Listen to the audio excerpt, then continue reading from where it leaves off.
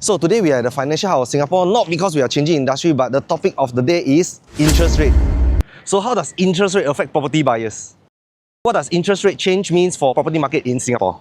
Singapore, there are two banking entities, the Central Bank MAS and the commercial banks. MAS regulates interest rates in Singapore by setting a fixed deposit rate for the commercial banks. So for commercial banks to profit from lending, they have to lend at the rate higher than the deposit rate set by MAS. That's how they regulate interest rates in Singapore.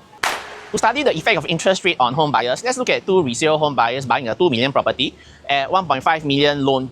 One at 3.6% in 2022 and one at 1.5% fixed rate today. So today a 30-year loan of 1.5 million at 1.5%, which your monthly repayment will be $5,167, of which $1,875 will be your interest rate and $3,301 will be paid back for your house. So in 2022, the exact same loan of 3.6%, which your monthly repayment will be $6,819, of which $4,500, two-thirds of it will be your interest expenses paid to the bank, and only $2,319 paid to your house.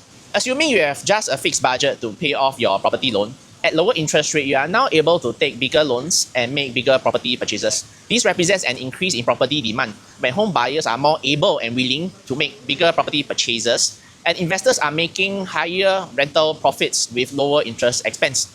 If you are a property buyer, do you think today is a much better time to buy a property with 1.5% interest rate, or back in 2022 when interest rate is going above 3.6%? You decide. See you! Wow.